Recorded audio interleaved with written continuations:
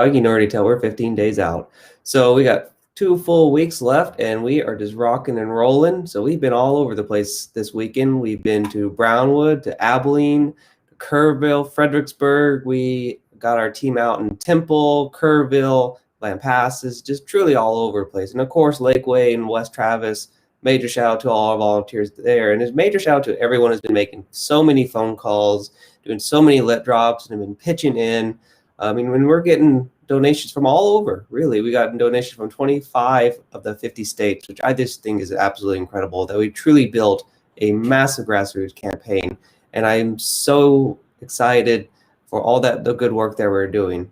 Speaking of the good work we're doing, I'm going to give a couple updates about what's going on this week. Because as you know, only 2 weeks left. So we are really coming down to the wire. This week, today, later, we have a town hall with Audrey Spanko and a couple other of the Texas Senate candidates. And we're going to be talking about why we have to take at least one Texas state Senate seat. Yes, we have to flip the House. Absolutely incredibly important. But if we don't flip at least one of the Texas state Senate seats, then Dan Patrick still has a supermajority and he could do what he wants. And we don't want Dan Patrick to have a supermajority. No way. So we have to take one seat. And then when we do that, we break Dan Patrick's supermajority. And that is what we're going to be talking about today. You want to learn more about that? You can just go to our Facebook. We'll be doing it live on Facebook. So just go to our events. You can see it there. Or you can also go to tuckerfortexas.com and just you can learn definitely more there. We also have a town hall this Wednesday about property taxes. I'm excited to be joined by Mike Collier and Vicki Goodwin. Really looking forward to that one. I'm going to be talking about how it's actually the Democrats that will be lowering property taxes in the state of Texas. You know, Republicans like to talk about, you know, they talk this big talk that they're keeping property taxes low, which is an absolute lie because they're not. Because if we expand Medicaid, not only is that $10 billion back to the state of Texas, which is our money, we already paid for it, but it's also going to cause a lowering of property taxes. Bell County, for instance, could see their property taxes drop by 3 to 6%. So if we want to talk about affordability, the affordability prices in housing and rent and everything else, well, here you go. This is a step towards that solution. So we're going to be talking about that and really just dismantling all this anti-Democrat propaganda. Because look, y'all, you want your property taxes to be lowered? Vote blue. Because we're going to expand Medicaid, and when we do that, that's going to help out so many folks. And if you want to learn more, well, you just got to tune in on Wednesday. That's Wednesday evening. I'll be joined by Mike Collier and Rep. Vicki Goodwin, and we're going to be talking all about that. And of course, some other really wonderful folks like Ernest Wilkerson will be joining us to talk about how to really help the clean and other Fort Hood metro area and other military areas who are being hurt really hard through bad tax laws. We'll put it that way. Through unfunded mandates is actually a better way to put it. So we'll be talking about that. We also have another event on Wednesday, but this is in the noon time. I'll be joined with Kelly Flading and Ken Wilkerson, who's running for city council in Killeen, and we'll be talking about community gardens and certain food deserts, because food deserts is a massive issue, not just in the United States, not just in Texas, but in our own district, in our own backyard. So many kids are going hungry, and it's getting a lot worse. COVID has definitely made this problem worse. So we'll be talking about food deserts, and something y'all might not know is, you know, real early on, right when the pandemic was first hitting, we did our very first Tucker Talks Texas on Wednesday, and we invited Kelly to join us. And Kelly was talking about her work, with gardening and how she wants to create a community garden for North Killeen, just to really help folks out. And a very generous man, Louis Miners, heard that, called Kelly up and said, hey, I have a plow of land. Yeah, go ahead, make a garden on it. It's perfectly fine, which we did. So we created a community garden. Because of the campaign and everything that we've been doing, we've actually already made improvement. And that is why I'm so happy with this team. We're so happy with this campaign because we already are making a difference. We've already created a food garden, and we are chipping away at the food desert. There's a lot more that we still need to do. We need the state to actually do its damn job and actually help out. But hey, once we get there, that's exactly what we'll do. So we'll be talking about that on, again, that is Wednesday at 1:30. You can find us on Facebook Live for that. And even here to Killeen Daily Herald, we'll be covering it, which is really exciting. We also have a lot more press going on. Have an interview later today with with an NPR station up in Abilene. Super excited for that. And we have TV ads and radio ads, and some of the radio ads are even in Spanish, because we are really trying to reach folks and really trying to just continue to remind and really, I mean, for lack of better words, really pressure people that, look, we have to go vote. It is so important now. We have to do it. So if you like what you're hearing, if you want us to keep going strong, then I need you to join the team. You know, we can do this, but we need you by our side.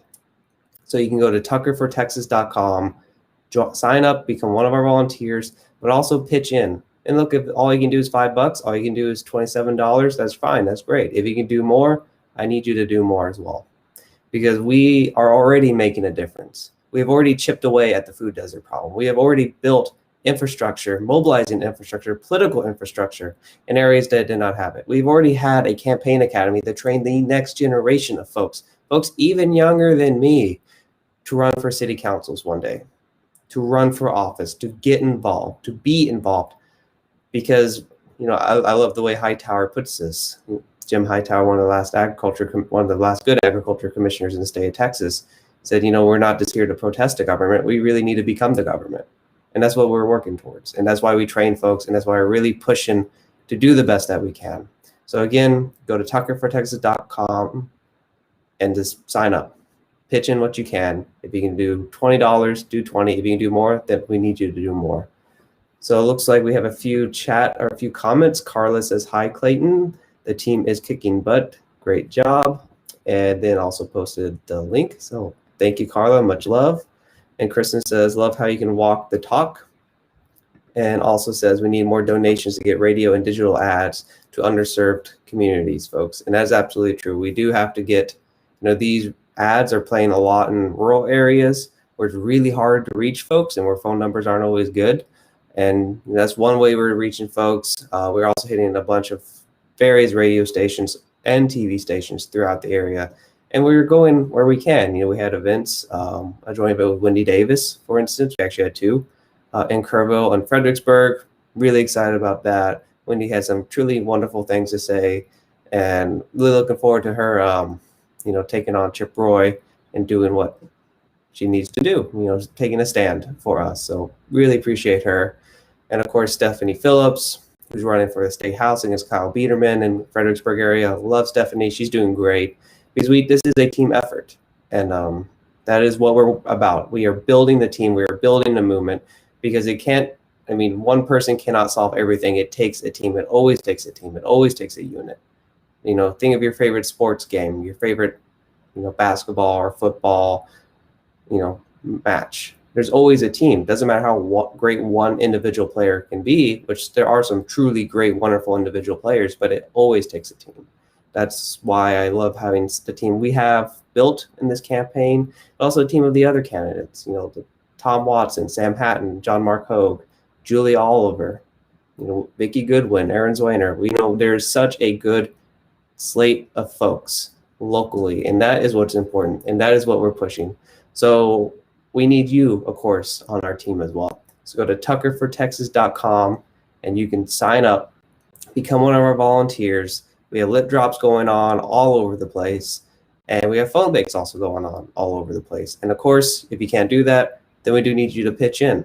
And even if you can't do that, we still need you to pitch in, because this is so important. We are down to the wire, and we are really doing all that we can to reach folks, but we need you to help empower us to reach more folks. So it does look like the Callahan County Democrats to sign up for volunteer opportunities. You can go to that site. Much love to our Callahan County friends. They're doing a wonderful job. That's the area where a Green Jobs Initiative would really help. There's a lot of land, a lot of windy areas.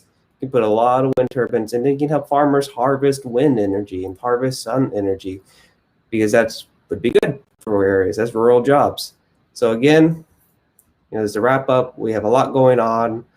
We still need y'all to be safe. You know, COVID is still very real. In the district, we have 47,000 cases in SD24, or at least the counties in SD24, and so far 722 deaths, unfortunately, in our district. For the state of Texas, it is 868,000 cases in Texas with 17,500 deaths, which is just absolutely tragic. And I'm a little at a loss of words when you really think about, while these numbers are big, 17,000, that's a big number. But when you think of it at an individual level, that's people's mothers, that's their fathers, that's their children, their brothers, their great uncles. Those are individual humans who've had their life stories cut short. That is families who have been upended, who have been wrecked. And it did not need to be this way. You look at other countries that have done well, that have really, clamped COVID down early on. Look at South Korea, for instance. Rough population, not quite the same as Texas, but close. And they had 455 deaths this year because of COVID. Meanwhile, we're at 17,000. People's stories cut short. Their endings not being the way it should be. So I feel for those folks. So we have to continue wearing face masks, and we have to continue pressuring everyone to wear face masks. We need to apply social pressure to everyone. Anyone who doesn't wear a face mask, frankly, shame on them. Because they're putting not just themselves in danger, they're putting everyone's lives in danger, and that's not okay. Because if we took this if our government took this seriously and applied leadership from the beginning, 17,000 Texans would still be here. And that's just a fact. So again, go to tuckerfortexas.com to learn more and sign up, become one of our newest supporters, and y'all stay safe.